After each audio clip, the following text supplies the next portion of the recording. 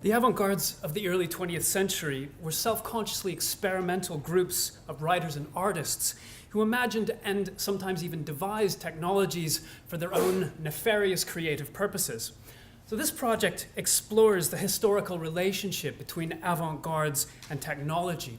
We seek to retro-engineer and reimagine a variety of imagined technologies, but really our main ambition is to show how avant-garde experiments can propose new solutions to problems of creative practice and musical instrument design, technical and digital design problems, and to help facilitate collaborations between artists, scholars, scientists, and technologists. Now, the catalyst for this project was the poet Bob Brown's reading machine, a prototype designed in 1931 that used cinema, ticker tape, and microscopy technologies to read words machine-wise, scrolling words across the screen here.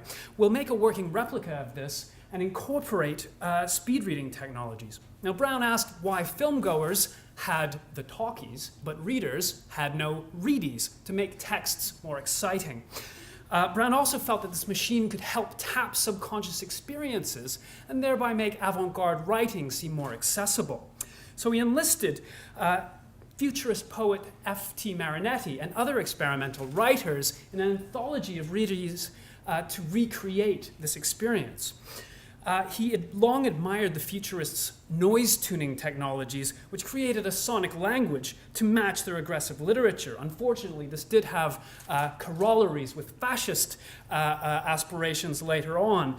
But our project seeks to reclaim this technology by creating an immersive experience that retunes the senses to modern landscapes, soundscapes, and producing a form of creative protest with potential therapeutic applications.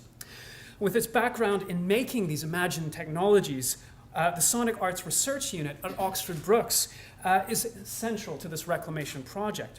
Our collaborators are highly skilled at creating biological digital interfaces.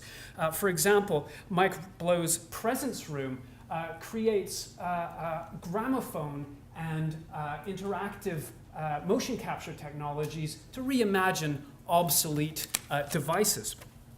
Paired with Saru's fabrication and performance expertise, we're also working with the Comet Research Group at Brookes, who will use 3D sonic imaging and virtual reality animations to recreate apps for audiovisual performances. So for example, a 3D recreation of this futurist scene will enable a performer to play in real time these futurist noise tuners, shown here in various colors, to produce various effects.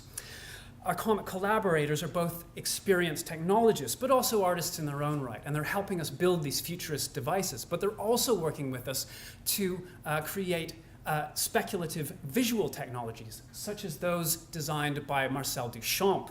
Now, his magnum opus, The Large Glass, situated technology as the mediator and muse of modern identity. And he created dozens of definitively unfinished technologies, such as the film dictionaries, which are eerily similar to modern computers.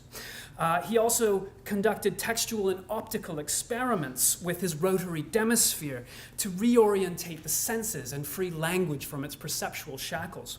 Our team will retro-engineer these devices to produce much the same effect using open source coding and ready-made materials for a variety of performance applications. But we're also exploring industry and therapeutic approaches, and we're working with a couple of London startup app companies in order to explore how speculative technologies interface with real development issues. We're also exploring partnerships with speed reading apps in the US and Europe. And drawing all of these strands together will be the Oxford Contemporary Music company, who are going to help us tour and exhibit the project's outcomes. But ultimately, the project explores how creative and experimental methods push technology to the limits and into unknown spaces.